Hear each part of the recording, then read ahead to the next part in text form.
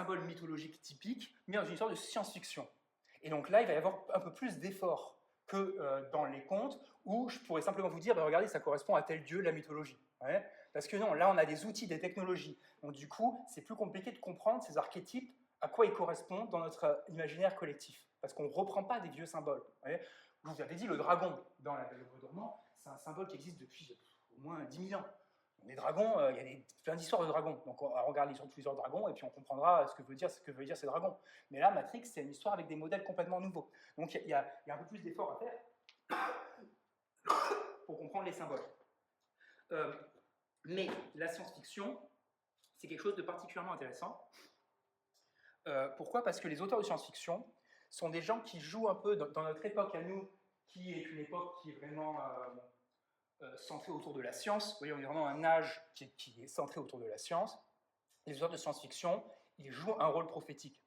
C'est très facile de s'en rendre compte. George Orwell, c'est devenu un prophète de la politique, d'accord? À l'époque, quand il a écrit, on ne voyait pas ça comme une prophétie, mais maintenant, on étudie 1984 comme étant, voilà, ça c'est la prophétie du totalitarisme. Okay, Isaac Asimov, avec ChatGPT, là, on va de plus en plus s'intéresser à qu'est-ce qu'il dit sur les robots et l'intelligence artificielle et tous les problèmes qui vont émerger quand des robots vont être capables de tuer des humains, comment est-ce qu'on va faire pour être sûr qu'ils ne le font pas, etc. Vous voyez, comment on va programmer leur cerveau. Et donc Isaac Asimov, il a écrit ça dans les années 60, 50, vous voyez, et ça, c'est des trucs, des textes qui sont prophétiques. Tout le monde en pénal connaît Philippe Dick et son livre Minority Report, sur lequel il y a eu un livre au cinéma. Dès que les ordinateurs ont commencé à être capables de prédire, entre guillemets, les endroits où pouvaient arriver la délinquance, la première chose qu'on a fait, c'est qu'on est allé rechercher le prophète, entre guillemets, de la prédiction du crime. On est allé voir ce qu'il disait. Si vous voulez avoir froid dans le dos, écoutez Starmania. D'accord? Starmania, écoutez bien ce que c'est, d'accord? C'est l'histoire d'un businessman, okay, qui est connu pour construire les plus grands gratte-ciel du monde, okay, qui devient président de l'Occident sur une ligne de « je vais défendre l'Occident des terroristes, couper l'aide à l'étranger et explorer l'espace. Okay. » Et ce président, il est attaqué par des terroristes transsexuels. Ça a été écrit en 1977. C'est chaud quand même, hein, à quel point ça décrit quelque chose précisément qu'on peut connaître plus récemment. Vous voyez, donc voilà, donc les auteurs de science-fiction, et d'ailleurs les auteurs de Starmania, ils ont dit que régulièrement ils étaient choqués de voir que des trucs qu'ils ont écrits se réalisaient après. Et c'est parce que ce sont des gens qui sont très connectés à l'inconscient collectif, donc ils sont très connectés à des choses qui touchent tout le monde, pas qui ne touchent pas forcément. Et donc du coup ils comprennent en avance. Vous voyez, c'est des choses qui vont être évidentes ensuite pour tout le monde. Et donc, ils comprennent en avance le rôle de la télé, le rôle des stars, le rôle que joue l'argent dans la société, le rapport à la nature. Ils comprennent en avance des choses comme ça. Et donc, du coup, ils écrivent des schémas qui vont être, qui ensuite se reproduisent et ensuite sont étudiés par les universitaires. Et Matrix, ça fait partie de ces films qui maintenant est étudié par les universitaires pour ces raisons prophétiques. D'accord? Donc, ça, c'est la première chose. Alors, deuxième chose. Donc Matrix, c'est donc un film dont j'imagine que vous l'avez tous vu, vous savez au moins de quoi il s'agit, sinon ça va être un peu compliqué, mais en gros qui décrit des humains dans un monde de science-fiction qui sont enfermés dans un programme informatique, d'accord? Et ils croient que la vie est réelle, mais en fait c'est pas réel, ils sont dans une cuve et en fait ils vivent un programme informatique. Et ce programme informatique, il est présenté comme ça, et on appelle la matrice. Et la matrice, c'est un terme mathématique qui en gros parle d'un tableau de données, d'accord? Mais le choix du mot, s'il s'agissait juste de décrire un programme informatique, au truc, on aurait pu le décrire par plein de mots différents. Pourquoi choisir celui-là? Alors, tenez-moi 5 minutes, je vais vous convaincre d'un truc qui, initialement, va vous étonner un peu, d'accord? Matrix, en latin, ça veut dire la mère. Ok? C'est ça qui avait le mot maternelle, maternité, ça décrit la femme enceinte. Ok? Dans la mythologie, on a régulièrement l'émergence de figures qu'on appelle des déesses mères, d'accord, de grandes déesses qui émergent et donc sur lesquelles nous aujourd'hui on peut être un peu étonné par ça parce qu'on a l'habitude que la divinité suprême elle soit représentée sur une forme masculine, d'accord, Dieu le Père, on a l'habitude nous de représenter la divinité suprême comme une forme masculine, mais on a régulièrement comme ça des images de grandes déesses mères qui émergent à différents moments. Alors, il y a beaucoup de civilisations anciennes sur lesquelles on n'a aucune trace. Donc du coup, la signification de ces déesses, elle est complètement spéculative. Hein. Les gens imaginent ce que c'est. Alors, Simone de Beauvoir a écrit une très belle interprétation de ce que signifient ces déesses dans les époques reculées. Mais bon, c'est très spéculatif. En fait, on ne sait pas vraiment, d'accord. Donc bon, on peut avoir des idées sur ça. Plus on se rapproche, mais dans les époques historiques, dans lesquelles on a davantage d'informations, là, on peut un peu mieux réfléchir à ce que signifient ces déesses, d'accord. Dans l'Ancien Testament, on a une déesse qui réémerge régulièrement, qui s'appelle Astarté, qui a ensuite donné le nom du démon Astaroth, d'accord, et le nom de la divinité principale de Lovecraft, qui s'appelle Azathoth, et qui est en gros une sorte de déesse du chaos, qui apparaît dans les périodes de crise. Donc dans les périodes de crise, dans l'Ancien Testament, on a ces moments où il y a des cultes qui sont voués à Astarté, et ça va aller avec des moments de crise, de destruction, de crise politique, etc. D'accord ? Dans la mythologie grecque, on a une trinité de déesses, qu'on appelle les moires, qui sont celles qui tissent la matière de la vie. Vous voyez comment ça se rapproche progressivement de l'idée, d'accord ? Ce sont elles qui tissent, en fait, donc la vie est comme, on ne dit pas la vie est comme un programme informatique, puisqu'évidemment, il n'y a pas d'ordinateur, hein, on dit la vie, c'est comme une tapisserie, en gros. La vie, c'est comme une tapisserie. Et il y a des femmes qui tissent cette tapisserie, d'accord ? Et c'est elles qui décident de quand votre vie, elle s'arrête, elles décident de quand, vous voyez, elles coupent le fil. Voilà. Et donc, on l'écrit comme féminine aussi. Et ça, c'est, dans l'imaginaire grec, c'est quelque chose qui est très stable. Dans le bouddhisme, il y a la Maya, qui veut dire la réalité et l'illusion, hein, qui est présentée comme une femme qui danse, et dans sa danse, elle danse la réalité. Vous voyez ? C'est les mouvements de sa danse, en gros, c'est ça qui fait la réalité. Et c'est comme ça qu'on la représente aussi. Mais avec cette idée dans le bouddhisme que la réalité qu'elle crée est illusoire. C'est-à-dire qu'en fait, le monde n'est pas tel qu'il a l'air d'être. Vous voyez ? Il est créé par la déesse, mais en fait, il n'est pas vraiment comme ça. Et c'est vrai que, par exemple, les couleurs, elles ne sont pas vraiment comme ça. C'est-à-dire que si vous êtes daltonien, vous ne verrez pas les mêmes couleurs, les animaux ne voient pas les mêmes couleurs que vous. Après tout, moi je ne sais même pas d'ailleurs si vous et moi on voit la même couleur, on ne pourra jamais savoir. Donc en fait, les couleurs, elles n'existent pas vraiment comme ça. C'est une illusion créée par la Maya, ouais, créée par la grande déesse mère. C'est ça que racontent ces histoires. Okay ? Et enfin, celle-là va nous intéresser plus particulièrement, celle donc chez les latins, la grande mère, la magna mater, la matrice, d'accord, qu'on nomme Cybèle. À l'époque de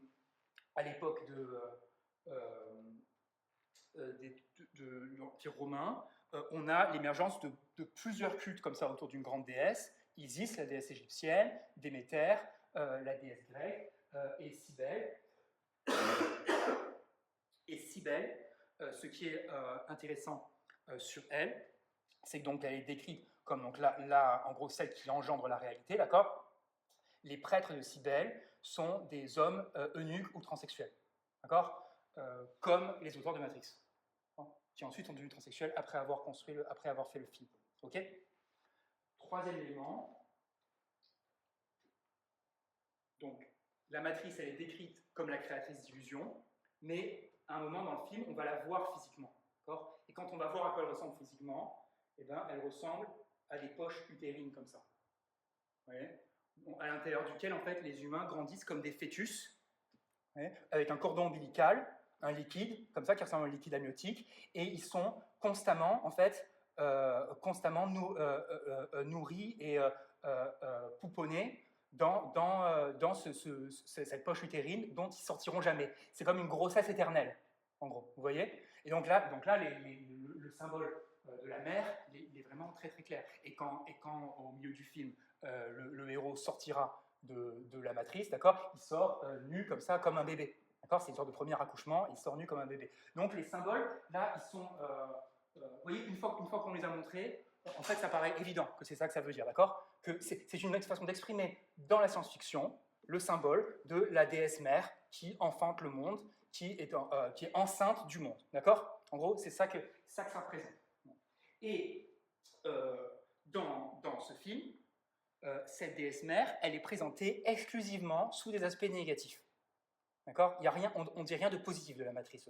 Mais ce n'est pas le cas de tous les cultes de la déesse mère. Tous les cultes de la déesse mère, on a pu la présenter parfois sous des visages positifs, parfois sous des visages négatifs.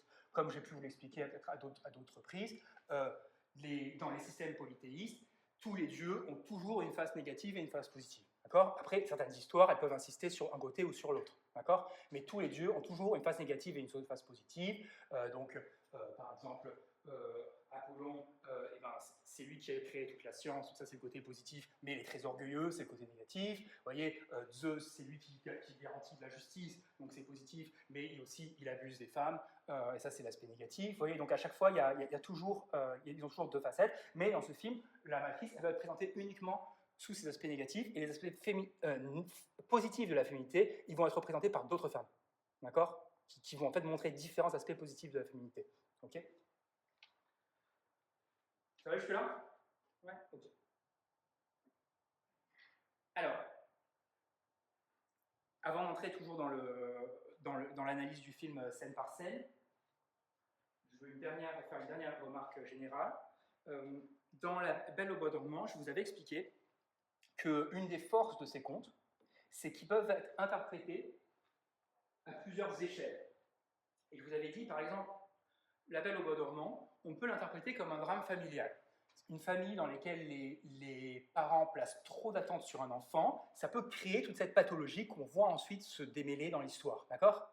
Mais je vous avais dit aussi, donc vous pouvez être particulièrement touché par La Belle au bois dormant si vous avez vécu dans une famille comme ça. Mais vous pouvez être touché même si vous n'avez pas connu une famille comme ça, parce que ça peut aussi être compris à un autre niveau, à un niveau collectif, par exemple, où les générations anciennes placent sur les générations futures des attentes et donc créer la même anxiété, vous voyez, et génère le même... Et donc en fait, vous pouvez tous vous reconnaître à certains niveaux dans La Belle au bois dormant, même si ça ne parle pas de votre niveau familial à vous. Vous voyez ou pas? Et c'est ça la puissance de ces contes, c'est que ces histoires, elles font comme des poupées russes. Vous voyez, c'est-à-dire qu'on peut les comprendre à plusieurs niveaux, et chaque niveau est tout à fait cohérent l'un avec l'autre. Vous voyez, donc il y a tout un tas d'échelles. Et sur Matrix, c'est encore plus, on peut aller encore plus dans le détail, d'accord, sur ça. Donc c'est ça la deuxième chose que je veux vous dire avant d'attaquer l'analyse du film scène par scène, ok? Donc qu'est-ce que ça peut signifier, cette grande déesse, l'émergence de cette grande déesse à différents niveaux? Qu'est-ce que ça peut signifier, surtout si on la présente sous ses aspects négatifs, et même en général, qu'est-ce que ça peut signifier? D'abord, on peut réfléchir donc on part de bas en haut, d'accord, pour monter en abstraction. Donc on part de bas en haut, on commence par le niveau intrapsychique, à l'intérieur de la psyché. Ça parle de la psyché masculine. D'accord? Donc je vous ai dit, on alterne. Un sur la psyché point de vue féminin, un psyché point de vue masculin. D'abord, ça parle de la psyché masculine. C'est-à-dire que si vous regardez à l'intérieur de l'esprit, qu'est-ce que ça peut avoir dans l'inconscient masculin? Qu'est-ce que ça peut avoir comme signification d'avoir l'impression que votre vie est gouvernée par une grande déesse, voyez, par un grand pouvoir féminin? Qu'est-ce que ça peut vouloir dire d'avoir ce rêve, d'avoir cette hallucination, voyez, d'avoir cette impression que votre vie est gouvernée par un grand pouvoir féminin? Il y a une première explication qui est très terre à terre. Ça peut juste avoir avec la libido. C'est-à-dire qu'il y a beaucoup d'hommes, pas tous, d'accord, mais il y a beaucoup d'hommes, donc en fait, du fait de leur libido hétérosexuelle, leur vie est inconsciemment dirigée par ce que les femmes pensent d'eux. C'est-à-dire qu'en fait, ils ont besoin de plaire aux femmes, ils ont besoin de séduire les femmes, et donc ce que veulent les femmes, ça détermine ce qu'ils veulent eux, mais s'ils n'en ont pas conscience de ça, parce que ça peut être difficile de se rendre compte qu'en fait, vous ne faites pas vraiment ce que vous voulez, vous faites ce qui plaît aux filles. Voyez, si vous n'avez pas conscience, vous pouvez vous représenter cette force qui vous contrôle sous la forme d'une déesse femme. C'est la déesse femme qui me contrôle. Voyez, en fait, non, c'est vous. C'est vous qui faites ça. C'est quelque chose qui est à l'intérieur de vous qui faites ça. Mais vous pouvez vous le représenter comme, en fait, ma vie est contrôlée par le féminin. Vous voyez ou pas? Et donc ça, c'est le tout premier niveau d'analyse, le plus bas, le plus terre-à-terre qu'on peut avoir. C'est la matrice, ça représente dans un homme immature dont la vie est contrôlée par ce que les femmes pensent de lui, et donc il vit dans cette matrice qui le contrôle. D'accord? À un niveau un peu plus abstrait, toujours au niveau intrapsychique, au-delà de simplement la libido, ça peut représenter l'état psychique d'un homme qui est contrôlé par l'anima. C'est-à-dire d'un homme qui ne se rend pas compte, est tellement coupé de ces aspects stéréotypiquement féminins, que ces aspects ont un contrôle sur sa vie, mais qu'il n'arrive pas à reconnaître comme venant de lui. Donc quelqu'un qui est par exemple très sentimental, mais qui ne veut pas accepter qu'il est très sentimental, parce que pour lui c'est contraire à ses stéréotypes masculins. Donc par exemple, je ne sais pas, imaginez le biker avec la rose tatouée, vous voyez, ce genre de profil, d'accord, qui est un très sentimental, mais en même temps qui a besoin de rouler de mécanique, d'accord. Et bien, cette personne-là, elle peut avoir l'impression qu'il y a quelque chose de féminin qui contrôle sa vie, mais qui n'est pas lui. Ouais, puisqu'il sent qu'il y a quelque chose de féminin qui contrôle sa vie, et il n'arrive pas à se rendre compte que c'est lui. que ça vient de lui. Et donc, la déesse, elle peut symboliser ça, le contrôle inconscient de l'anima sur la personne. La personne est contrôlée par l'anima. Dans le langage de Jung, on dirait que la personne est possédée par l'anima. Pour reprendre le langage religieux, d'accord, classique. C'est-à-dire qu'en fait,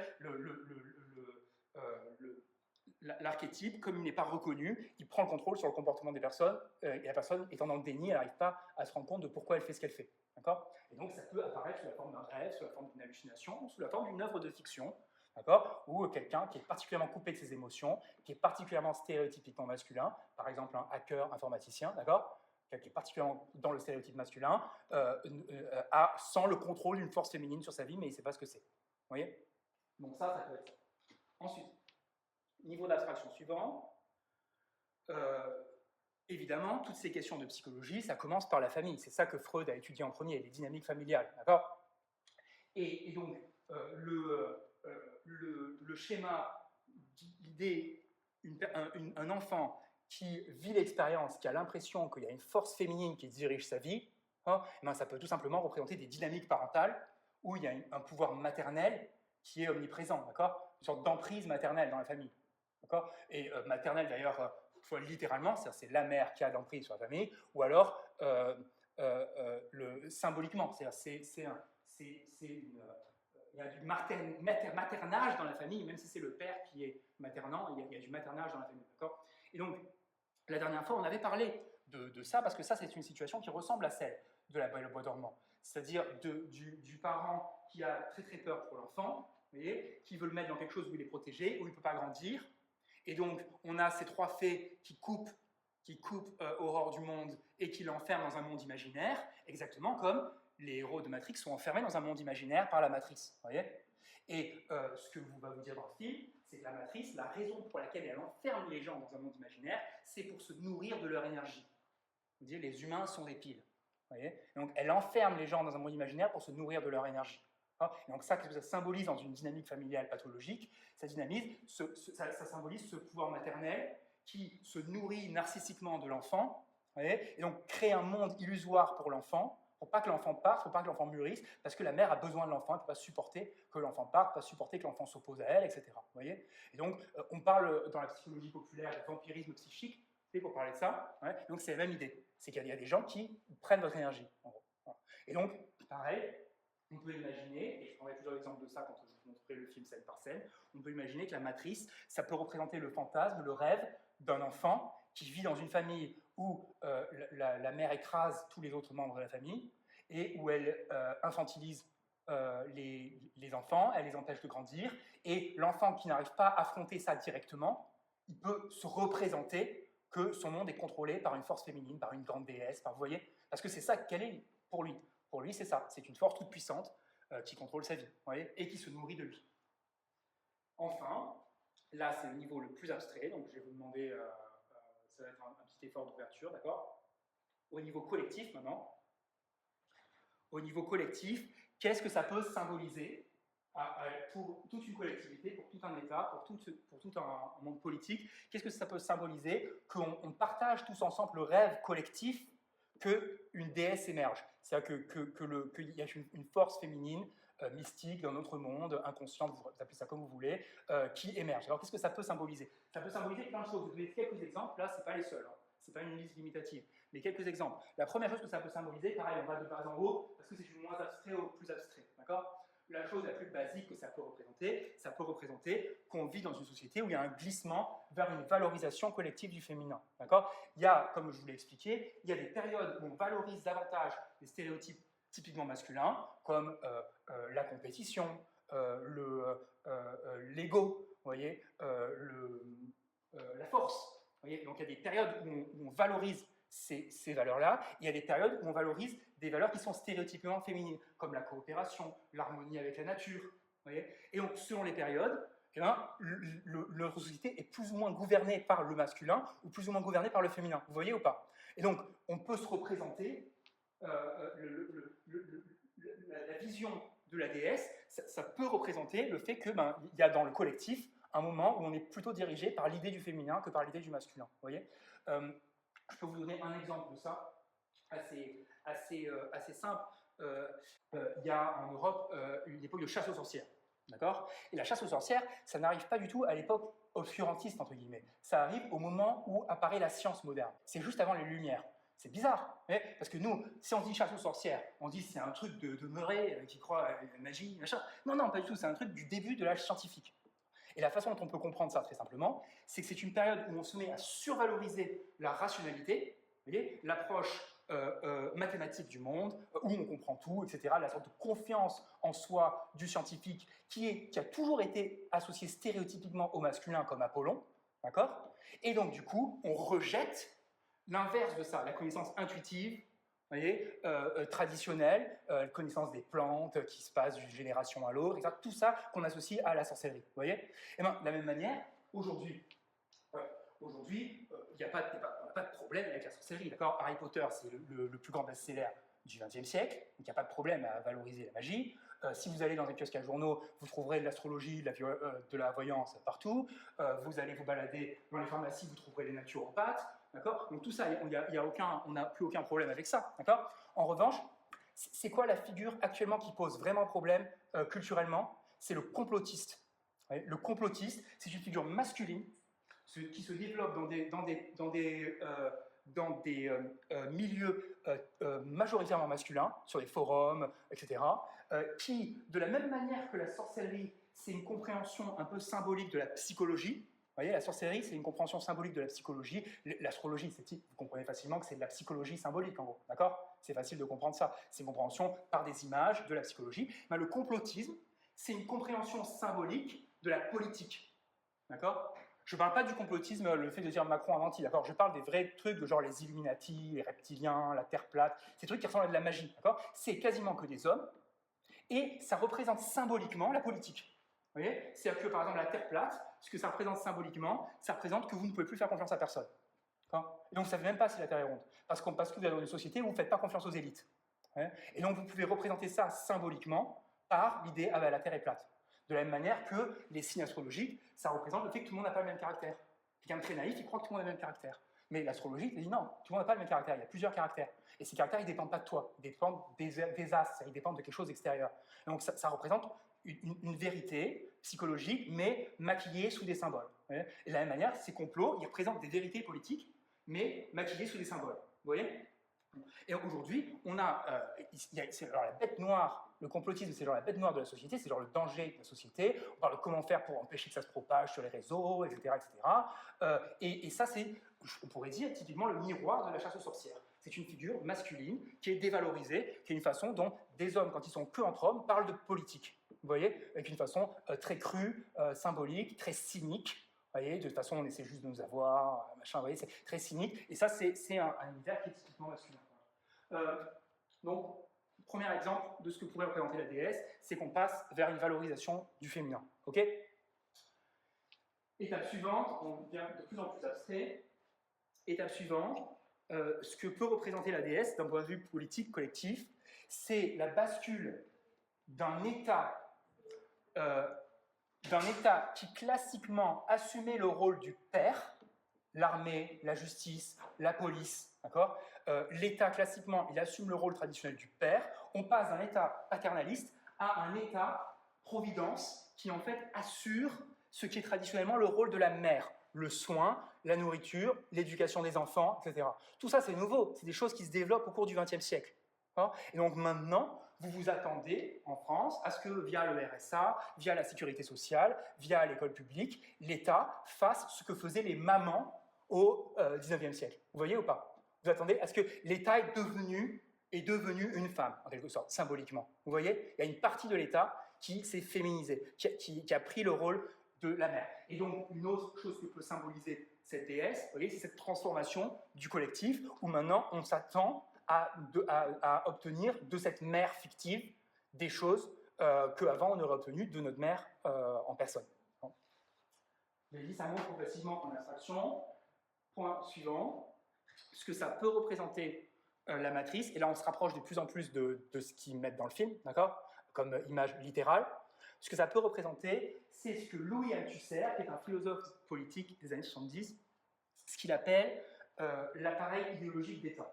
Ce que dit Louis Althusser, c'est qu'il dit l'État a deux façons de contrôler la société.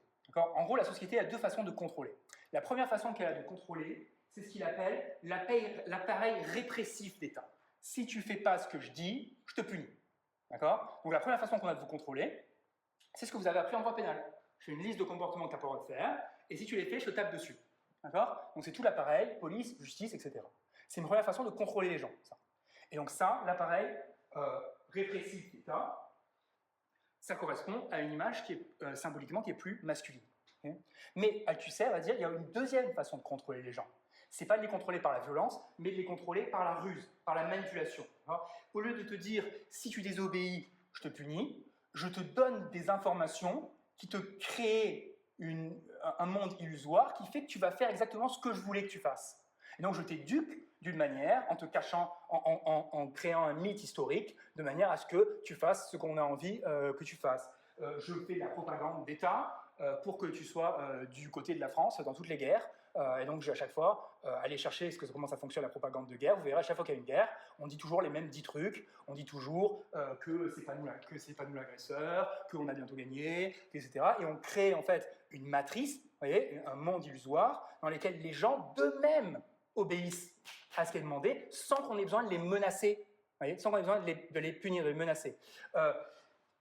L'école, les médias, joue ce rôle pour Althusser d'appareil idéologie d'État. Vous voyez ou pas? Et ça, c'est l'aspect féminin du contrôle. Vous voyez? C'est-à-dire que stéréotypiquement, stéréotypiquement, ça ne veut pas dire évidemment il y a des femmes violentes et des hommes manipulateurs, d'accord? C'est même pas, on n'a même pas prouvé qu'il y avait plus de l'un ou de l'autre. Enfin, je veux dire, c'est même pas ça. Mais dans la façon dont on se le représente, on se représente un ogre et une sorcière. Vous voyez? C'est-à-dire qu'on se représente le pouvoir de manipuler les esprits, on se le représente plutôt comme féminin, et le pouvoir de faire peur par la violence, on se le représente plutôt comme masculin. Okay? Et donc du coup, ce qui est particulièrement intéressant pour nous, c'est que ce dont on s'est rendu compte dans les 3 derniers siècles, c'est que l'augmentation de la puissance technologique, avec la presse, puis ensuite la télévision, puis ensuite Internet, et puis demain la réalité virtuelle, etc., ça augmente la puissance manipulatrice potentielle de l'État.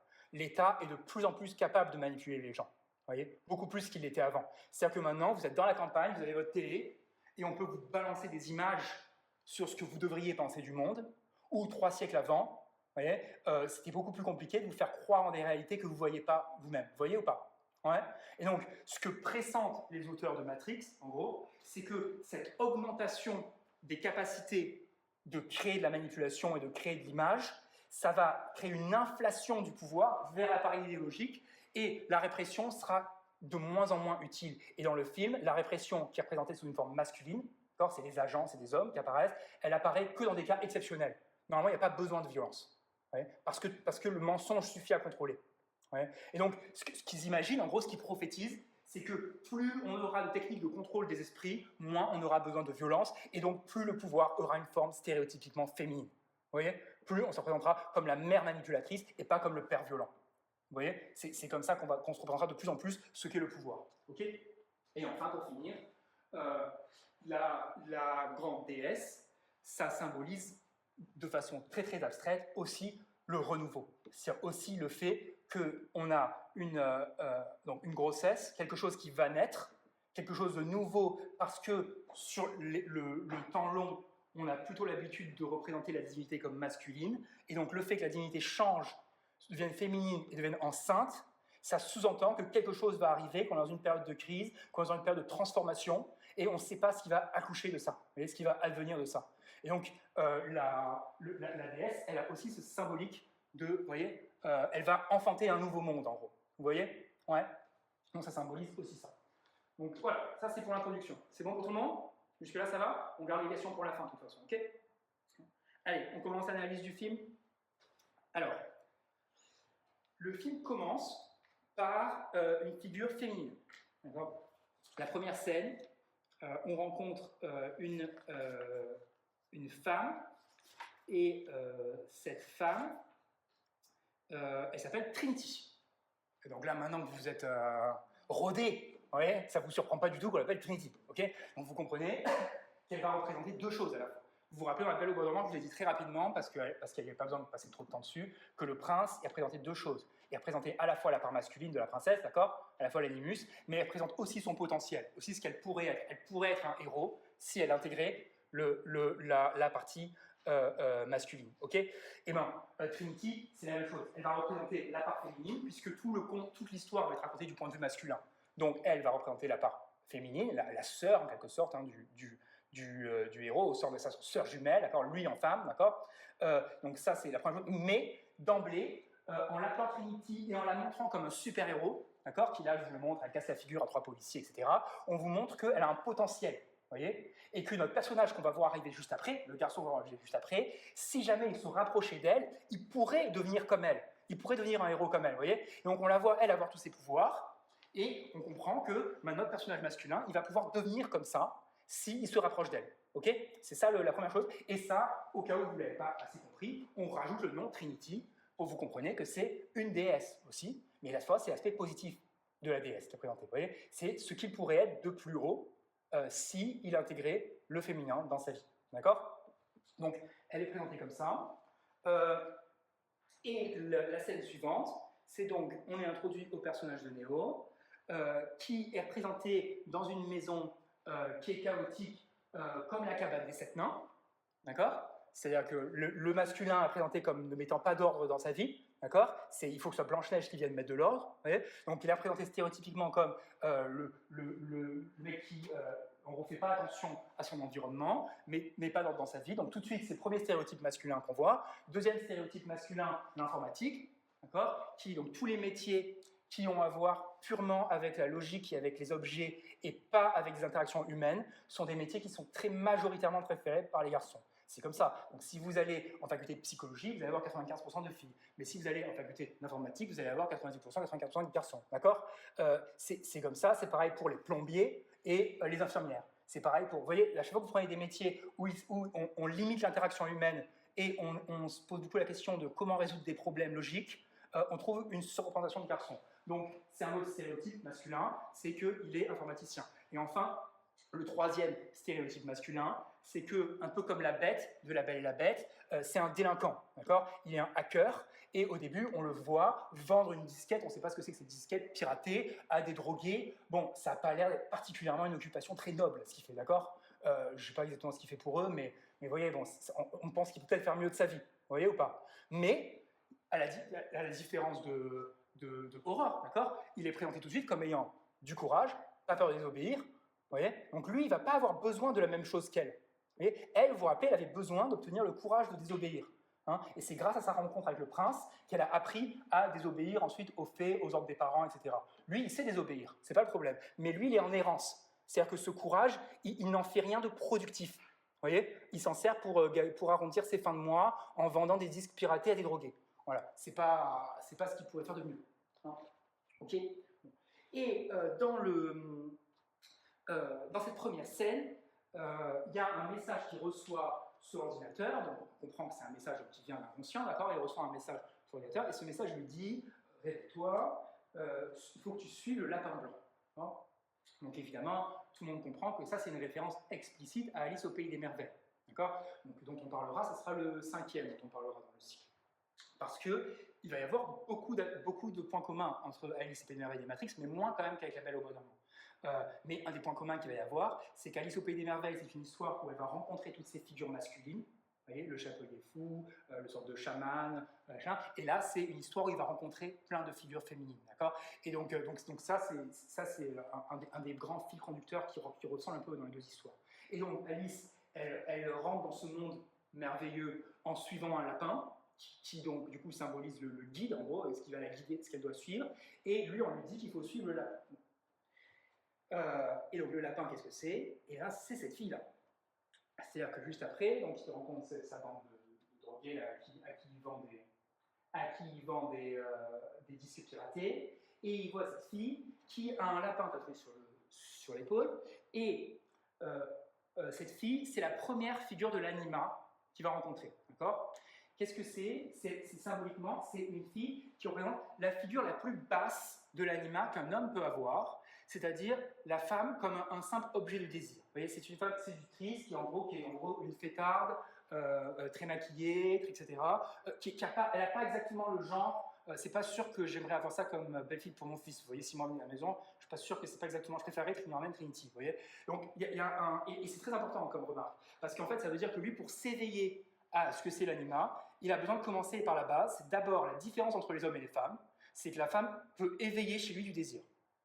C'est la première chose où il a conscience que la femme existe, au moins sur ça.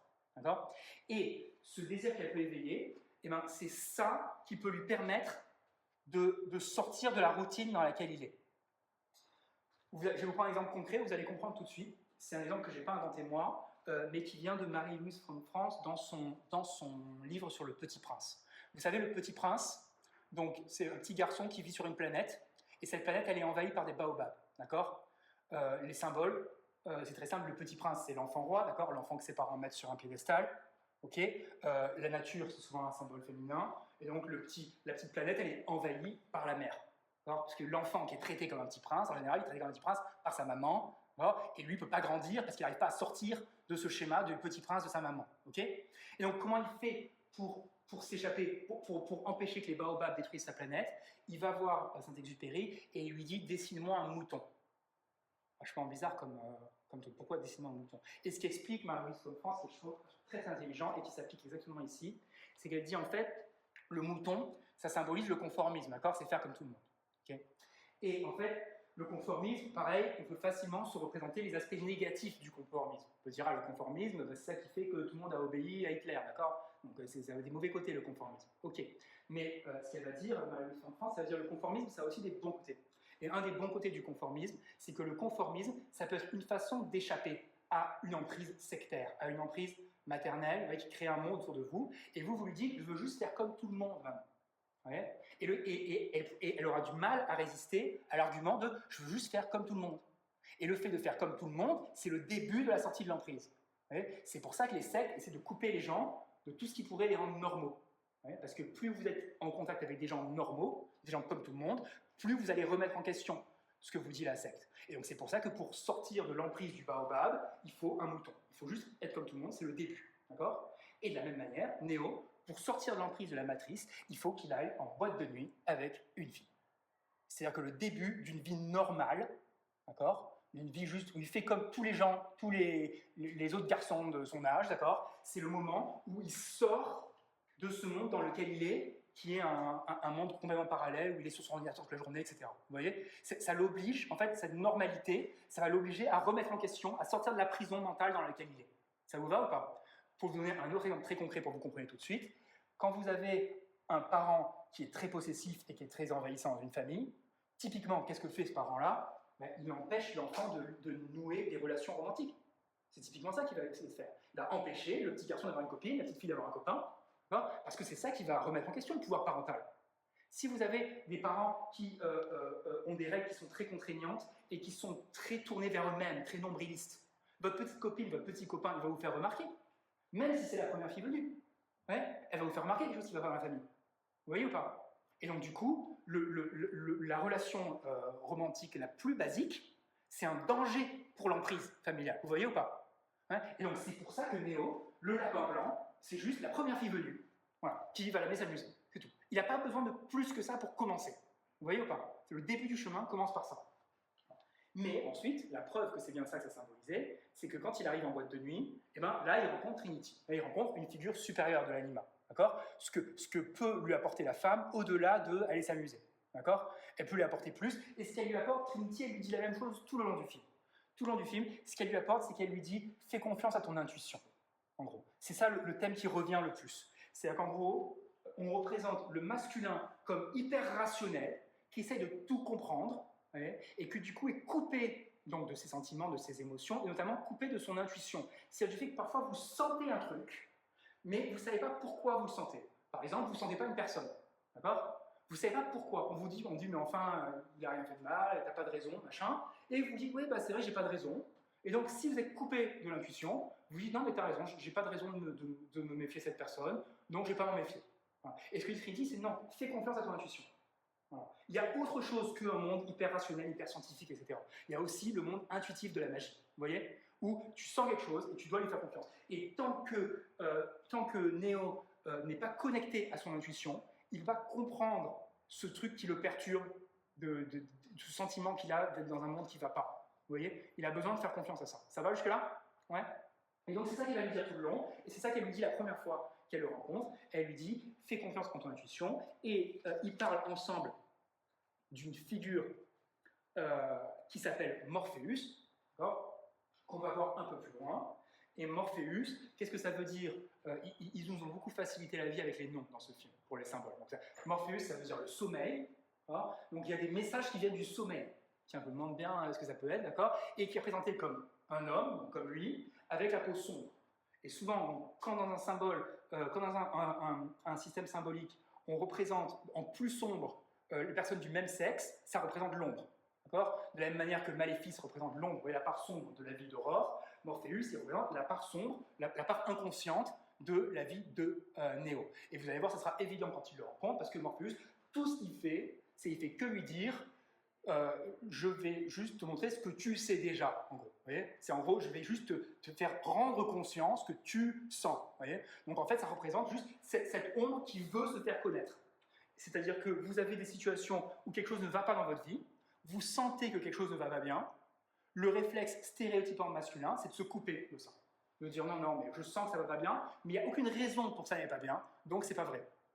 Et ce que lui dit Trinity, la rencontre avec l'aspect positif du féminin, c'est elle lui dit tu n'as pas que une partie consciente rationnelle, tu as aussi une partie émotionnelle inconsciente à laquelle tu dois faire confiance. Et il y a quelque chose qui ne tourne pas rond, tu as raison de penser quelque chose qui ne tourne pas rond, et cette chose, il faut qu'il y ait une connexion avec. Ça va? Ok. Et donc elle lui dit, Morpheus va t'appeler. Voilà, il va t'appeler, il va te contacter puisqu'il sait que tu le cherches. Donc ça veut dire que tu vas recevoir un message de l'inconscient. Ok? C'est bon jusque-là? Ouais. Jusque-là, ça vous paraît coulé, ça paraît cohérent tout le plan. Hein. Alors, soit en passant, vous vous rappelez, je vous ai mis ça dans le premier cours, un des objectifs de ce cycle, l'interprétation symbolique, elle ne doit jamais chercher à être originale. Vous vous rappelez? Parce que les symboles, en fait, s'ils sont compris que par moi, c'est que ce n'est pas ça qu'ils veulent dire. Et je vous rassure, l'interprétation que vous faites de Matrix, elle n'est pas originale du tout. Si vous allez chercher c'est quoi les interprétations symboliques de Matrix en termes d'archétype, on vous dira tout de suite que Matrix c'est l'archétype de la mère, etc. Tout de suite, d'accord? C'est pas du tout moi qui l'invente, d'accord? C'est une interprétation traditionnelle. Je vous fais part d'une façon traditionnelle qu'on a de comprendre les symboles. Okay, c'est pas mon idée. Alors, l'étape d'après, on continue le schéma de l'inconscient. Comme il a fini la soirée en boîte de nuit, il a fini très tard, il arrive en retard au boulot, et là on découvre que Neo a un autre nom, en fait, dans la vie de tous les jours. On l'appelle Monsieur Anderson. Et ça, Monsieur Anderson, qu'est-ce que c'est? C'est la persona. Vous voyez, qui n'était pas, ça n'apparaissait pas tellement dans La Belle au Bois dormant. Là, on présente le masque qu'il présente aux autres. Monsieur Anderson, on dit il a deux identités. Et les gens vont lui dire ça, vont lui dire de jour, c'est Monsieur Anderson, l'employé modèle, de nuit, c'est Neo, le hacker. Vous voyez, ce qu'il est vraiment et ce qu'il fait semblant d'être pour les autres. La force qu'il a, Neo, c'est que plusieurs fois, il reçoit des injonctions de redevenir Monsieur Anderson, de se laisser absorber par la persona, et sa force est de savoir qu'il n'est pas la persona. Voyez, et donc, ce que vous dit le film, c'est que, la première façon pour un homme de sortir de la matrice, c'est de faire confiance, de rencontrer des femmes pour comprendre les différentes facettes du féminin, et de faire confiance à ses aspects féminins, et donc là, en l'occurrence, son intuition.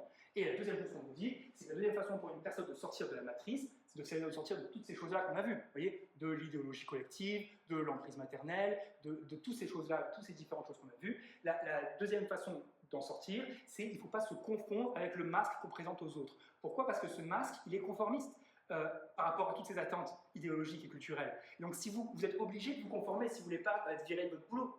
Voyez, et donc, du coup, il faut que tu te rendes compte que toi, tu as le droit d'avoir des opinions que tu n'as pas partagées aux autres. Voyez, tu n'es pas forcément que les choses que tu dis aux gens. Tu as aussi le droit d'avoir tes propres opinions qui ne sont pas forcément celles que tu as partagées. Et c'est comme ça que tu te libères de la pression sociale et que tu peux faire ce cheminement où tu peux t'aliéner de ce que la société exige de toi. D'accord? Donc ça va être sa force.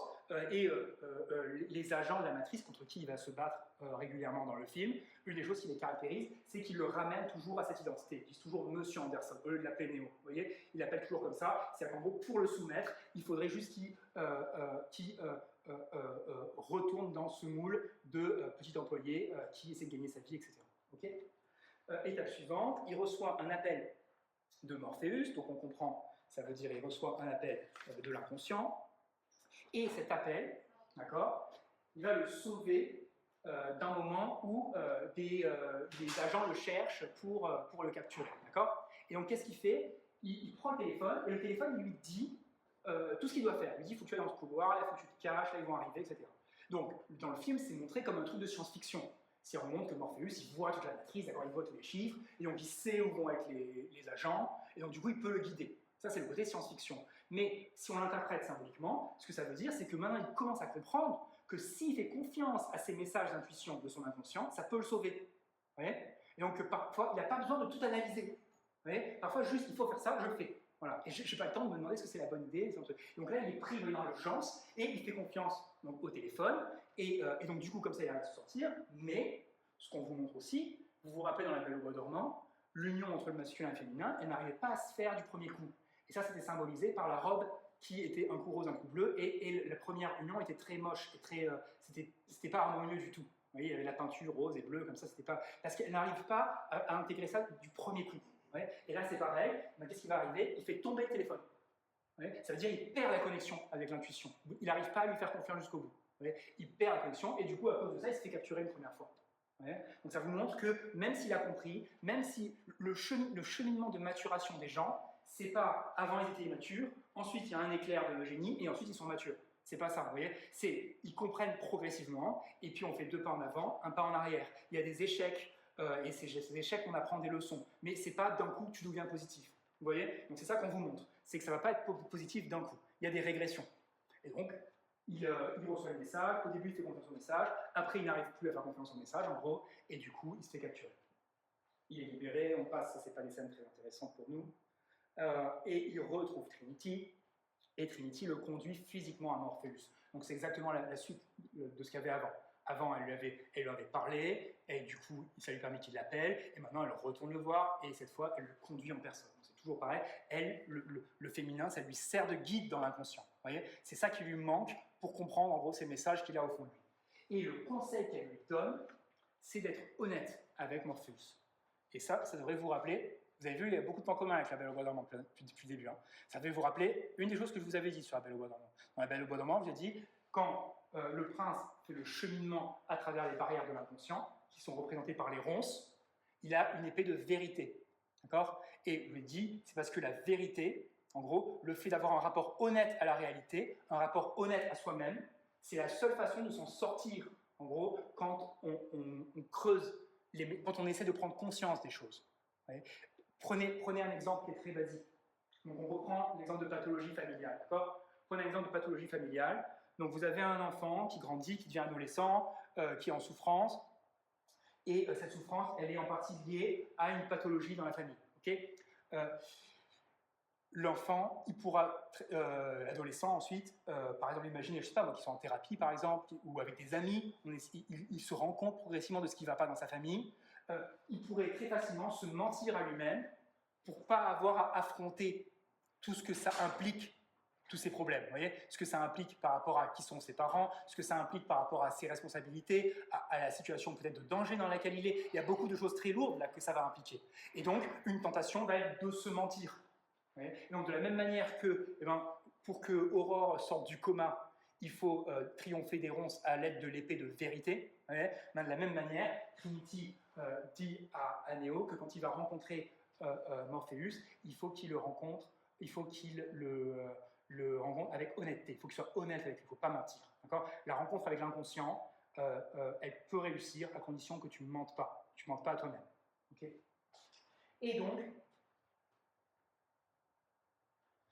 donc, il rencontre Morpheus, qui est présenté, vous voyez, avec toute cette iconographie sombre, les lunettes noires, le grand manteau noir, donc vraiment qui représente l'ombre, mais l'aspect positif de l'ombre. Vous voyez que l'ombre, c'est pas que le diable, vous voyez, c'est toute la part cachée. Okay, et donc, la part cachée est très clairement, dans tout le dialogue, il ne fait que lui dire, en gros, qu'il va juste lui montrer que ce qu'il sait déjà, en gros. Il sait déjà que quelque chose ne va pas, il comprend déjà vous voyez, il est dans quelque chose où il n'est pas en train de lui dire, qu'il va lui donner un message qui est complètement nouveau. Il va lui dire qu'il va lui permettre de continuer son chemin, d'accord? Donc ça, c'est la première chose. La deuxième chose qui revient avec Morpheus, c'est le thème de la vérité, qui revient plusieurs fois. C'est dit, tout ce que je peux faire, c'est te dire la vérité. Et cette vérité, elle est symbolisée par la scène la plus célèbre du film, qui est le moment où il tend les deux pilules, la pilule rouge qui représente la vérité douloureuse et la pilule bleue qui représente le mensonge confortable. Ouais. Et donc, en gros, ce que dit l'inconscient, c'est que la conscience, elle est présentée devant un choix qui va être fait librement. C'est chacun d'entre nous qui choisit de lui-même. On ne dit pas que c'est la faute du destin, on ne dit pas que c'est la faute des étoiles, on dit pas. Quand chacun de lui-même choisit s'il veut affronter la vérité au risque que ce soit douloureux, ou s'il préfère dans une situation confortable où il acceptera une part de mensonge sur la vie, sur ce qu'il est, sur le monde autour de lui, etc. Vous voyez? Donc on responsabilise, en gros. C'est une figure qui le responsabilise, qui dit c'est ta responsabilité, c'est ton choix, c'est pas moi, ça ne vient pas de moi. C'est à toi, je ne vais pas te forcer à faire les choses d'une façon ou d'une autre. Le thème de la vérité, il est présent tout le long de sa quête, d'accord? On entend ça régulièrement. Et donc ça, c'est devenu un symbole culturel très important parce qu'aujourd'hui, en gros, la pilule rouge, c'est quelque chose qui symbolise le fait d'accepter une vérité inconfortable, de découvrir une vérité inconfortable. Vous voyez, par exemple, quand on discutait de l'université, de certaines choses désagréables liées à la situation de doctorant, etc., on peut dire, bah là, tu prends une pilule rouge, c'est-à-dire que tu découvres la réalité qui n'est pas toujours agréable. Vous voyez, c'est devenu un grand symbole culturel de ça. Okay, c'est un des thèmes les plus basiques de la psychologie de la maturation, puisque dans toutes les histoires de maturation, on vous montre toujours que la prise de conscience est liée à une forme de douleur et de souffrance, et que c'est pour ça que les gens ne veulent pas prendre conscience. Aurore, après avoir rencontré le prince, elle tombe dans le coma, d'accord? La petite sirène, qu'on verra la prochaine fois, après avoir rencontré le prince, il y a la tempête, etc. Adam et Ève, quand ils découvrent le fruit, ils sont expulsés du jardin d'Éden. Prométhée, quand il ramène le feu, donc il éclaire l'ombre, ensuite les humains sont torturés, etc. Donc en fait, tout le schéma consiste toujours à dire la prise de conscience est douloureuse, c'est pour ça que les gens refusent la vérité. C'est parce qu'ils ont peur de souffrir. C'est un des messages psychologiques de base. C'est aussi, dans la psychanalyse, la notion très connue de mécanisme de défense. C'est en gros la raison pour laquelle les gens ont du déni, c'est parce que quelque chose dans leur inconscient les défend de la souffrance qui vient avec la prise de conscience. C'est bon? Et donc, à ce moment-là, Néo découvre la matrice et découvre l'horreur, d'accord, de la matrice, avec tous ces sortes de poches utérines comme ça, comme sur un champ d'agriculture. La déesse mère, c'est aussi la déesse de l'agriculture, soit en passant, d'accord, Déméter, etc., c'est aussi la déesse de l'agriculture. Donc une agriculture d'humains qui est une sorte de parodie, en gros, de toute la progression de l'histoire humaine, où on maîtrise de plus en plus la nature autour de nous, on vit de moins en moins comme des animaux, avec un besoin de contrôle, vous voyez, qui, imaginez comme notre vie elle est contrôlée par rapport à ce que c'était il y a 20 000 ans, d'accord, où il fallait aller, il n'y avait pas d'agriculture, donc il fallait aller au endroit pour chasser, pour cueillir des trucs, etc. Imaginez à quel point notre vie maintenant est contrôlée, d'accord, et jusqu'où pourrait aller ce besoin comme ça de contrôle, et il pourrait à la fin même se passer complètement de l'humanité. Donc c'est un truc très, très prophétique qui fait très évidemment, qui fait froid dans le dos, d'accord, quand c'est présenté comme ça. Donc c'est présenté comme ça, donc il voit, en gros, il voit la déesse. Vous voyez, la pilule lui fait voir ce qui était au fond de son inconscient, il fait voir ce dont il se doutait qu'il y avait un problème, maintenant il comprend qu'il y a ce problème qu'on peut interpréter à tous les différents niveaux que je vous ai dit. C'est pour ça que ce film, il n'a pas qu'une seule interprétation, il a toutes ces couches Donc on peut l'interpréter comme son cheminement personnel vis-à-vis de sa partie féminine ou comme un problème social vis-à-vis des mensonges de la culture dans laquelle on vit. Vous voyez, on peut voir toutes ces différentes couches. Et à chaque fois, c'est le même schéma.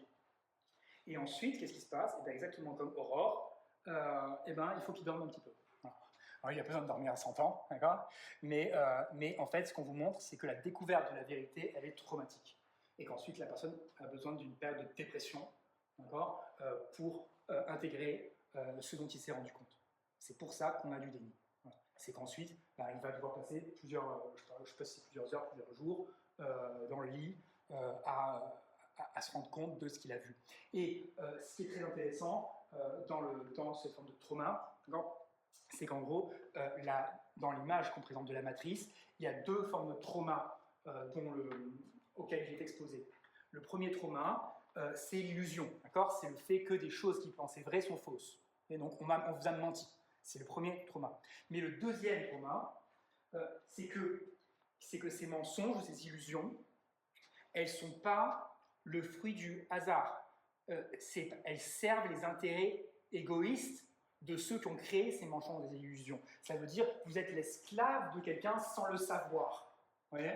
Et donc ça, c'est un message pareil qu'on peut décliner dans toutes les, en toutes les couches, c'est-à-dire à la fois dans le modèle familial, mais maintenant pour changer un peu d'exemple, dans le modèle politique, le moment où vous vous rendrez compte, alors chacun se rend compte à différents âges, d'accord, de la mascarade que représente la politique, et à quel point, en fait, on est les dindons de la farce de gens qui se goinfrent sur notre dos, d'accord, avec des mensonges étaux les uns après les autres, une hypocrisie qui est sans nom quotidien, où les gens sont prêts à changer de la vie et retourner leur veste en l'espace de 3 mois, si ça les arrange, etc. Et donc, c'est pas juste qu'ils nous mentent, c'est qu'ils nous mentent pour s'en foutre plein les poches sur notre dos. Vous voyez, et donc ça, c'est d'autant plus traumatique. C'est en gros, je suis une proie. Vous voyez ce que je veux dire? C'est plus qu'on m'a menti. C'est non seulement on m'a menti, mais en plus on est en train de me plumer. Bon. Et donc c'est plus confortable de se dire non, tout va très bien. Il y a pas, voyez, ça fait beaucoup de se dire que non seulement on a été bête, mais qu'en plus on a été faible. Vous voyez, ça fait beaucoup de choses, ça fait beaucoup de peur, etc. Donc du coup, c'est tout ça que représente ce trauma-là. Et comme si ça ne suffisait pas, Morpheus lui rajoute que, en fait, lui, s'il le cherche, c'est parce qu'il est en quête de l'élu. Et que l'élu, c'est lui. Et là, vous retrouverez encore un point commun, puisque Néo, c'est un nom qui va rappeler exactement le nom de l'Aurore. C'est le nouveau jour qui va nous sauver. Et on vous rappelle que Aurore, c'est la nouvelle époque qui va régler les problèmes des anciens. On avait ces hommes, c'est un monde qui était plutôt décrit à la fois, il y avait un peu les aspects masculins, un peu les côtés féminins, mais les hommes décrits comme tout le temps en conflit, incapables de faire la paix, ils ont besoin de la fille pour faire la paix, du mariage de la fille, et donc Aurore, c'est le nouveau monde qu'elle va nous apporter, c'est l'élu, d'accord? Et il y a tout un tas de symbolismes messianiques que je vous expliquais dans la dernière conférence, autour de sa naissance, etc. Et là, c'est pareil. Il y a un symbolisme messianique, comme dans Dune, par exemple, si vous l'avez vu, d'accord, tout le symbolisme pareil messianique, où on attend de lui, on a ce même truc d'attente. Voilà, on attend de toi que tu nous sauves. Vous voyez? Et donc, évidemment, ça rend la situation un peu lourde. Ok pour lui? Bon. Ça va jusque-là? Ouais? Donc, étape suivante.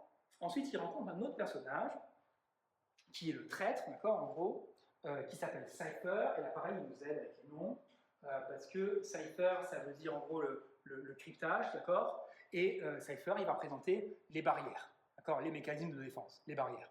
C'est-à-dire que Cypher, une fois qu'il vient de sortir de sa dépression, il lui dit, quand même, tu te dis, pourquoi est-ce que j'ai pas pris la pilule bleue? Tu aimerais bien revenir dans cette enfance. Vous voyez, on verra ça avec la petite sirène aussi. Tu aimerais revenir sous l'océan.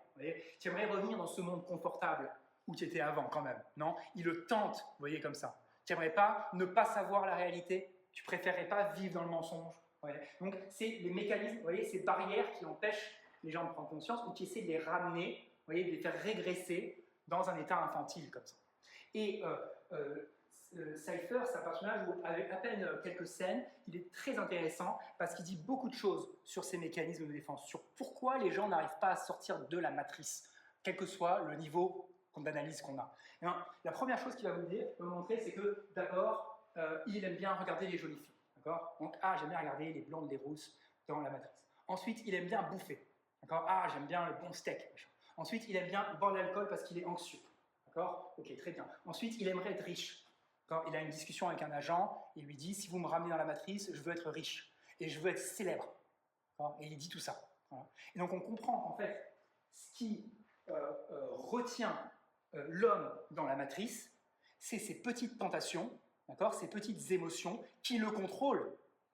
Qui le contrôle. Donc c'est à la fois le manque de connexion avec l'animal, il ne se rend pas compte qu'en fait il est juste complètement contrôlé par des émotions qui ne veulent pas particulièrement son bien. Ça ne va pas l'aider de bouffer des bons steaks et de courir après les filles et d'avoir de l'argent. C'est pas ça qui va l'aider. Si dans un monde où en fait il est juste un fœtus dans une boîte, ça ne va pas l'aider de faire tout ça, d'accord? Mais il est contrôlé par ses émotions animales.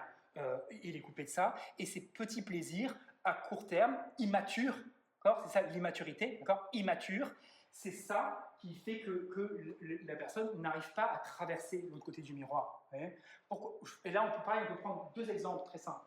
Dans le domaine familial, typiquement, quelle est la différence entre l'emprise du père et l'emprise de la mère? C'est deux différences. Alors pareil, stéréotypique, ça ne veut pas dire que toutes les mères et tous les pères, vous comprenez à chaque fois. Mais il y a une différence typique, d'accord? Le père, ça va plutôt être un truc d'autorité et de peur, d'accord? La mère, ça va être un truc plus subtil où il y a aussi du soin. Donc la mère qui place une emprise sur les enfants, elle leur fait tout, elle leur fait la lessive, la vaisselle, elle leur range la chambre, elle leur fait les petits gâteaux, elle leur fait machin, elle fait la maison en pain d'épices, vous voyez, comme la sorcière, truc. Et donc du coup, l'enfant a du mal à devenir adulte parce qu'il va devoir se priver de tous les plaisirs. Il va devoir tout faire lui-même. Et donc l'autonomie, du coup, elle devient moins intéressante. Ça devient moins intéressant de devenir adulte et autonome si vous devez en plus vous charger de tout. Et donc, une façon dont la mère peut placer une emprise plus subtile, c'est pas seulement par des choses, des moments où elle peut faire peur, etc.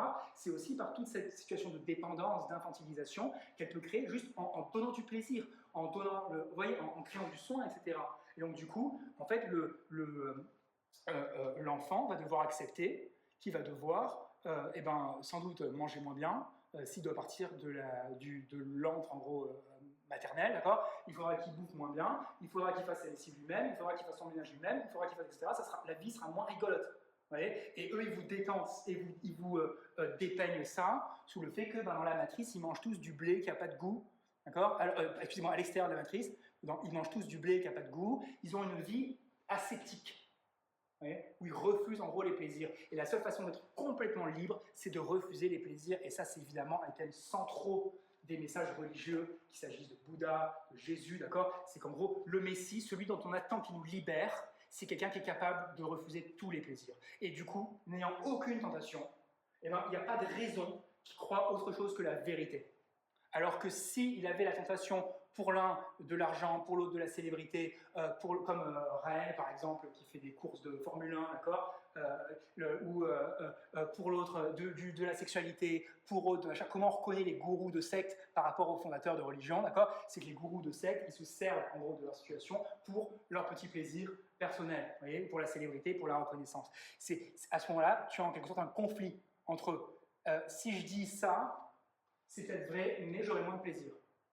Donc du coup, il y a un conflit entre les deux. Et donc c'est ça qui représente Cypher. Vous avez vu comme c'est fin, en à peine 2 scènes, d'accord? Il représente, c'est pour ça que les gens restent dans la matrice. Donc c'est pour ça que l'enfant reste sous l'emprise de la mère, et c'est pour ça qu'une personne, par exemple, peut accepter une culture corrompue. D'accord? Par exemple, une culture dans une entreprise qui est corrompue. D'accord?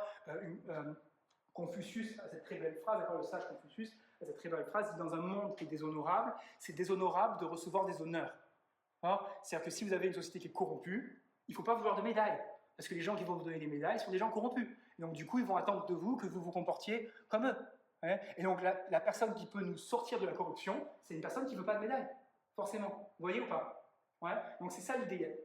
À toutes les différentes échelles, on vous dit, l'élu, c'est celui qui peut résister au plaisir, à la célébrité, à l'argent. C'est également toutes les scènes qu'on a dans Pinocchio, d'accord? Où Pinocchio, pour devenir un vrai petit garçon, c'est pour ne pas être une marionnette, il doit résister au plaisir, de l'île du plaisir, il doit résister à la célébrité des acteurs. Vous vous rappelez, ça c'est les différentes scènes, et donc c'est toujours la même histoire, d'accord?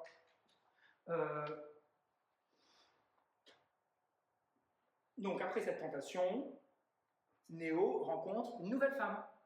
Nouvelle figure de l'anima, ça monte progressivement, vous voyez? Progressivement, ça monte. D'abord, c'était la femme comme objet de désir, ensuite c'est la femme qui le connecte à son intuition, et ensuite c'est l'oracle, la sagesse. La sagesse, qui, comme j'ai pu vous le dire dans le cours précédent, si vous avez déjà eu, la sagesse est une qualité qui est toujours stéréotypiquement associée à la féminité. C'est Athéna, c'est la Valkyrie dans l'histoire de Siegfried. La sagesse est quelque chose que les hommes se représentent dans leur inconscient comme féminin. La princesse Zelda dans la légende de Zelda, lui c'est le courage et elle c'est la sagesse. Et les hommes se représentent la sagesse comme féminine, pour plein de raisons, on ne va pas rentrer dans les détails du tout, mais une des raisons étant que la sagesse, ça va avec la connexion avec les émotions. C'est reconnaître que si vous êtes en colère, c'est vous qui êtes en colère, c'est pas le monde qui est objectivement un truc qui devrait vous énerver. Vous voyez? Et donc si vous n'êtes pas capable de reconnaître vos sentiments, vos émotions, vous ne pouvez pas être sage. Et donc, du coup, c'est une des raisons, il y a plein de raisons pour ça, mais une des raisons pour lesquelles la sagesse, elle est représentée stéréotypiquement comme féminine.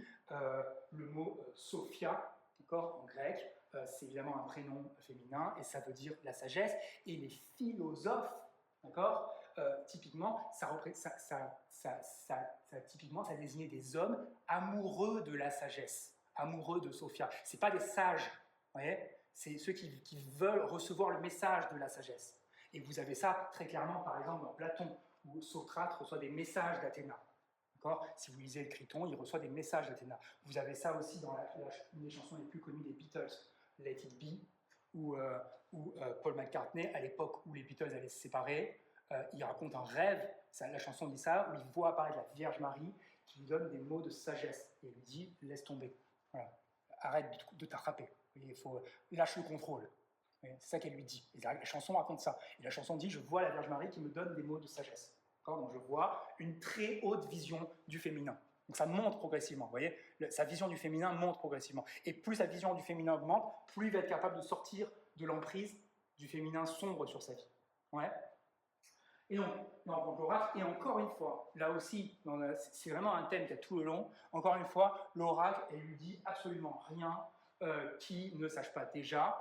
Et d'ailleurs, elle lui dit, en gros, puisqu'il va la voir pour savoir s'il est l'élu ou pas, et sa réponse, c'est de dire, c'est facile, est-ce que tu crois l'être ou pas? Vous voyez, c'est ça la sagesse. C'est pas j'ai un message caché que je vais te donner. C'est facile. Être l'élu, ça veut juste dire que tu prends cette responsabilité.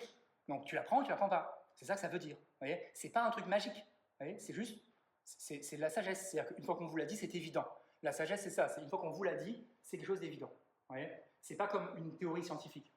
C'est quelque chose qui n'a pas à se tester. C'est une fois qu'on vous l'a dit, vous dites ah oui, c'est sûr que c'est ça. Et donc, on dit tu es élu si tu crois que tu es élu. D'accord. Autre référence, dans le temple, entre guillemets, dans l'appartement de l'oracle, d'accord, il y a l'inscription sur le temple d'Apollon, à Delphes, chez les Grecs, qui était l'inscription connais-toi toi-même.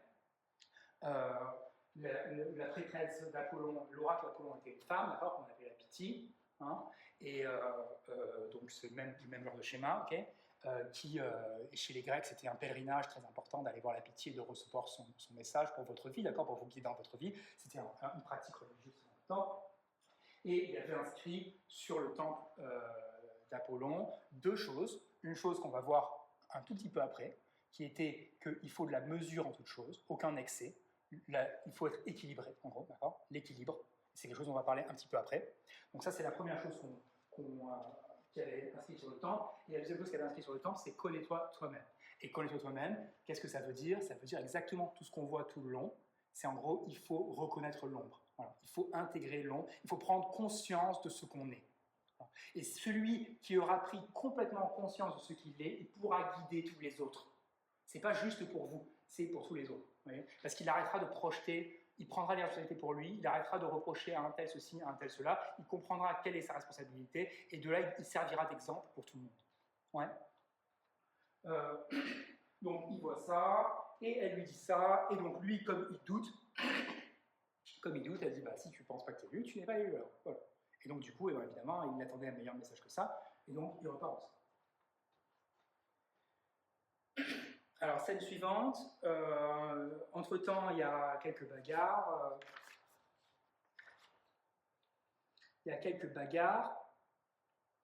Et puis Morpheus est capturé, Et Cypher les trahit et il tue presque tout l'équipage. Je ne joue pas, ce n'est pas les détails qui sont très importants pour nous. Mais cette prochaine scène, là, avec l'agent, on ne va pas parler pour l'instant, parce que pour l'instant, ce n'était pas très intéressant. Avec l'agent Smith, elle est particulièrement intéressante. Vous voyez l'agent qui regarde par la fenêtre, d'accord, et qui dit à Morpheus, en gros, à quel point il est en extase devant la matrice. C'est l'adoration de la déesse. En fait, il représente comme étant l'homme, donc celui qui a la capacité à la violence, mais qui est en adoration, en extase devant la déesse. C'est pour ça que c'est une déesse. Bon, c'est ça que ça veut dire, une déesse. C'est quelque chose que les gens sont capables d'admirer au point de même plus être capables de réfléchir à ce qu'elle demande de vous. Et donc il dit à quel point c'est beau, vous voyez, et donc imaginez, c'est vrai, ça, vous pouvez prendre comme ça, imaginez ce qui a fait cette réalité, imaginez à quel point c'est puissant. Imaginez à quel point c'est puissant, ce qui fait cette réalité, c'est inimaginable de puissance. Donc réalisez à quel point c'est beau. Et donc il lui dit ça d'abord, il lui dit, vous avez vu à quel point elle est belle. Donc on comprend il représente le masculin soumis complètement, d'accord. Et donc ce que pourrait devenir Néo s'il n'était pas libéré. Il pourrait devenir comme ça, étant soumis à la puissance de cette matrice qui est pourtant tellement destructrice pour les humains, le contrôle, etc. Et là, ce qu'il lui dit après, ça, je ne sais pas à quel point. Alors, moi, je ne veux jamais regarder ce que les auteurs ils écrivent, parce que j'avais expliqué ça dans la première séance. Comme ces œuvres, elles proviennent en grande partie de l'inconscient des artistes, c'est pas forcément intéressant de savoir ce que les artistes ils disent eux-mêmes de leur œuvre, vous voyez. Parce que le but n'est pas ce qu'eux ils en pensaient, parce que de toute façon ils reprennent des symboles d'ailleurs et tout machin. Donc je ne suis pas allé voir, mais ça m'intrigue beaucoup de savoir à quel point ils se sont rendus compte de ça, parce que la prochaine scène est vraiment très choquante sur ce qu'elle veut dire symboliquement. L'agent Smith il parle à Morpheus, d'accord. Et là, c'est très intéressant parce qu'on voit une autre facette de la matrice qu'on n'avait pas vue jusque-là. Jusque-là, la matrice, on vous l'a présentée comme en fait une façon, en gros, de traiter les humains comme des objets dont on se sert pour avoir l'énergie. Donc vous imaginez un parent qui traite son enfant comme un objet. D'accord. Ou la société qui nous traite comme des objets, les élites qui nous traitent comme des objets. D'accord. Ça, on arrive à comprendre. Et là, il y a une couche supérieure, c'est encore plus sombre que ça. Il y a une couche supérieure, et ce que dit l'agent Smith, c'est qu'il dit, voilà, nous, les robots, d'accord, on a observé votre espèce. Et en fait, on trouve que vous ne ressemblez pas aux autres mammifères, parce que les autres mammifères, écoutez bien, ils vivent en harmonie avec la nature. Mais vous, ce que vous faites, c'est que vous vous installez quelque part, vous pillez l'environnement, vous détruisez l'environnement, et après vous allez autre part. Donc en fait, vous n'êtes pas des mammifères, vous êtes un cancer, un virus, une maladie. D'accord. Donc c'est ça qu'il dit. Donc ça, et ça, en fait, qu'est-ce que c'est? Vous vous rappelez, l'harmonie avec la nature, c'est un stéréotype féminin. D'accord. L'harmonie avec la nature, comme tous, je ne veux pas généraliser, mais comme la plupart des stéréotypes, on est toujours tenté de les comprendre que sous un angle positif ou négatif, mais la plupart du temps, ils ont toujours une facette positive et une facette négative. Vous voyez? La plupart du temps, toujours. Et en fait, ce qu'annonce le film, d'accord, c'est que vous passez d'une société industrielle qui n'en avait rien à faire de l'environnement, typiquement masculine, à une société écologiste, plus typiquement féminine, qui s'intéresse à l'environnement. Et donc, vous pouvez avoir l'impression, on est passé du mauvais au bon. Mais en fait, ce qu'elle dit, c'est attention, parce que l'idée de diviniser la nature, de dire il faut absolument être en harmonie avec la nature, il faut absolument pas violer la nature, mais la conclusion logique de ça, en fait, c'est juste qu'il faut se débarrasser des humains. Parce que la seule façon d'être sûr qu'on ne va pas faire de mal à la planète, c'est juste qu'il n'y ait plus d'humains. En fait, ça vous fait voir, si vous extrayez les humains du reste de la planète, d'accord, et que vous divinisez la planète, à ce moment-là, vous voyez les humains comme une maladie, qui sont en fait en train de salir Gaïa, de salir la déesse mère. Et donc en fait, le côté le plus noir de la déesse, c'est qu'en fait, si les humains vont un culte complètement à la nature, imaginez que les humains programment dans des robots qu'il n'y a rien de plus important que de respecter la nature, les robots, ce qu'ils ont pensé, c'est alors il faut juste se débarrasser des humains. C'est comme ça que vous respecterez la nature. Et donc ça montre que même l'harmonie avec la nature, dont on peut avoir l'impression que c'est quelque chose de purement positif, même ça, poussé à l'excès, ça peut être négatif aussi. Et c'est ça la deuxième phrase du temple d'Apollon. Aucun excès, la mesure en tout. Même l'harmonie avec la nature, il ne faut pas être excessif non plus. Vous voyez, même ça, il faut trouver l'équilibre. Il faut trouver un équilibre entre l'innovation, la propagation de l'espèce humaine, la vie, la créativité, la technologie et le respect de la nature, d'une part. Il ne faut pas faire que l'un ou que l'autre, en gros. C'est ça qui est, vous voyez, ça qui est transmis en quelques phrases à peine. Et ce qui est fou, c'est à quel point ça colle avec tout le reste des symboles. Vous voyez, à quel point ça colle avec tout le reste des symboles.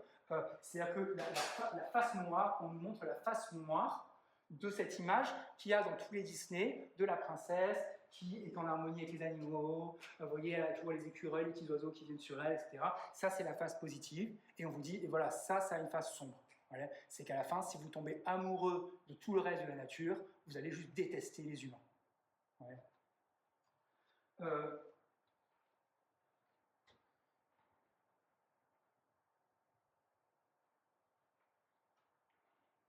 Étape suivante. Donc, quasiment tout le monde est mort. Trinity et Neo sont retournés dans le monde réel, dans le vaisseau. Et Neo décide d'aller sauver Morpheus, d'accord? Il pense qu'il n'est pas l'élu, peu importe. Ce qui est important, c'est ce moment-là. C'est qu'il veut y aller, et les autres lui disent, c'est complètement fou, tu ne peux pas y arriver, ça veut dire, c'est pas rationnel. Tu ne peux pas arriver, c'est jamais arrivé que des gens arrivent à vaincre ces agents, machin, donc tu ne peux pas y arriver, il vaut mieux le laisser mourir. C'est ça qui serait rationnel de faire. Et lui, ce qu'il répond, c'est qu'il suit son intuition. Ça y est, il a intégré le conseil de Trinity depuis le début. Vous voyez, et il dit non, je sens que je peux y arriver. Même s'il ne peut pas mettre de mots dessus. Donc il n'est plus ce stéréotype rationnel, type l'informaticien qui essaie de tout analyser, de tout comprendre. Vous voyez, c'est juste je le sens. Donc je le fais parce que je le sens. Vous voyez ou pas? Ouais. Donc ça veut dire qu'il a intégré. Et l'intégration de l'anima, eh ben, on la voit ensuite symbolisée dans les scènes qui suivent, où on le voit partir avec Trinity, qui représente un peu, vous voyez, la sœur jumelle, en quelque sorte, c'est comme lui en femme, d'accord, ils sont habillés pareil, ils se ressemblent un petit peu, vous voyez, ils ont la même couleur de cheveux, la même teint de peau, etc. Et donc ils partent ensemble, et ensuite on a exactement comme la danse, vous voyez, de La Belle au bois dormant, ça c'est dans le truc qui est plus orienté pour les filles, quand c'est plus orienté pour les garçons, on a la bagarre où ils sont en chorégraphie l'un avec l'autre, voyez, et ils dansent, ça ressemble à une danse, d'accord, ils dansent l'un l'autre dans la bagarre, où il la sauve, elle la sauve, parce qu'à chaque fois qu'il va être mis en danger, elle arrive derrière et bam, elle met un coup de pistolet dans le bonhomme, et ensuite on sait qu'il est en danger, tac tac, il danse derrière, et tac, et c'est lui qui le sauve, et donc on a cette danse, le yin et le yang, vous voyez, entre le masculin et le féminin, et donc ça y est, ça veut dire qu'il est en train d'y arriver là, il est en train d'arriver à combiner les meilleurs aspects des deux. Vous voyez, combiner les meilleurs aspects des deux, et donc il arrive à la fois à avoir le courage qu'il avait depuis le début, mais maintenant il a intégré la confiance en l'intuition. Vous voyez, de la même manière que Aurore, elle avait une connexion à ses rêves, vous vous rappelez, je l'ai vue au beau milieu d'un rêve, elle avait la connexion à l'inconscient, mais elle n'avait pas le courage de désobéir. Et donc elle réussit à rentrer dans la danse une fois qu'elle acquiert le courage du prince, et lui, il arrive à rentrer dans la danse quand il acquiert l'intuition féminine, d'accord, l'intuition de Trinity. Okay, et donc comme ça, là, il devient progressivement le héros, il est en train de devenir le héros. Dans la scène suivante, c'est encore plus marquant, parce qu'on le voit dans l'hélicoptère, où donc, il attaque, là, dans la salle qu'on voit, là, il y a des agents qui sont ici, Morpheus qui est prisonnier ici, d'accord. Donc il arrive avec l'hélicoptère, et il tient une grève, il tire, et c'est Trinity qui conduit l'hélicoptère. Donc ce qu'on vous dit, c'est ça l'équilibre qui arrive, c'est qu'en fait, il écoute sa partie féminine, et il met le courage au service du message qu'il a entendu. Vous voyez, donc c'est elle qui pilote, et c'est lui qui tape, en fait. Et c'est comme ça, c'est ça qui fait en gros le duo qui permet de s'en sortir. C'est-à-dire que ça finit un arc qui avait commencé au début, où au début il avait une puissance de hacker, etc., mais dont il se servait à des mauvaises fins. Vous voyez, il avait déjà le courage et tout au début, mais il s'en servait pour gagner de l'argent en vendant des disquettes à les punks, je ne sais pas trop quoi. Donc il n'avait pas de guide. Alors que maintenant, elle, c'est elle qui pilote, donc il a le guide de la même manière que le guerrier grec se représente être guidé par Athéna, vous voyez, ou que le guerrier nordique se représente être guidé par la Valkyrie. Vous voyez, de la même manière, il se représente être guidé par son intuition, donc sa connexion à l'inconscient, c'est elle qui guide, et maintenant il sait où aller. Donc il peut utiliser sa force à bon escient, et pas juste pour faire le voyou, en gros. En gros, l'idée, c'est de dire que l'homme qui est déconnecté de l'anima, ça devient un voyou. Ça devient la bête, vous voyez, de La Belle et la Bête. C'est-à-dire qu'il peut avoir, s'il a les qualités masculines, il peut avoir le courage et la force, mais s'il n'a pas la sagesse, il va utiliser ce courage et cette force juste pour se faire du pognon, pour dominer les gens, pas à des fins qui vont être utiles pour tout le monde. Okay, et donc là, l'union entre les deux, on vous la représente comme ça. Et enfin, enfin, il arrive, donc il rentre en combat avec les agents, et il y a un agent qui le tue, ok? Et donc il meurt, et au moment où il est dans le coma, Trinity l'embrasse, qui est donc la même scène que la scène qu'il y a dans Blanche-Neige et dans La Belle au bois dormant, mais qui est inversée cette fois, puisque c'est le baiser de la femme qui réveille le héros, au lieu d'être le baiser du prince qui réveille le héros.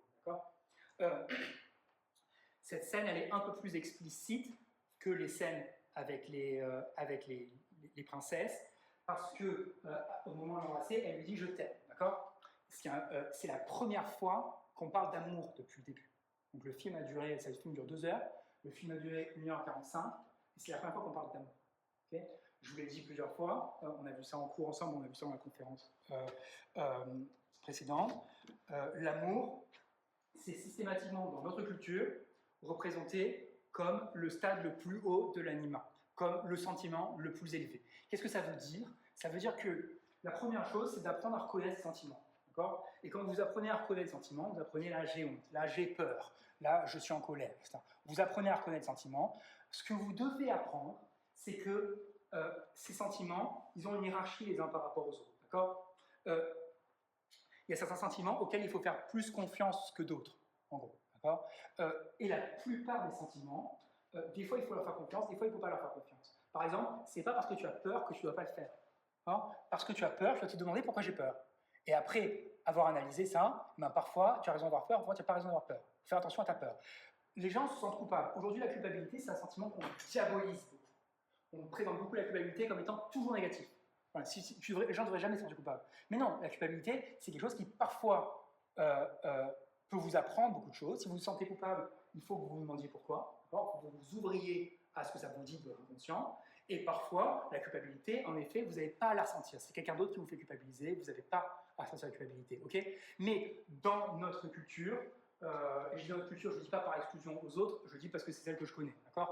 Peut-être qu'il y a, je ne sais pas, je ne connais pas la culture en Polynésie d'où vient Vaiana, peut-être qu'il y a le même message, d'accord ? Mais en tout cas, dans toutes ces histoires-là que je connais bien, il y a systématiquement l'idée de la même manière que la plus haute valeur de l'animus, c'est la vérité, la plus haute valeur de l'anima, c'est l'amour. C'est-à-dire que l'amour, pas au sens de la relation amoureuse, mais au sens de vouloir le bien de l'autre, d'accord ? Et vouloir le bien aussi de soi-même, vouloir le bien de tout le monde, en gros, c'est le sentiment le plus élevé, c'est le sentiment qu'on peut toujours écouter, en gros, voilà.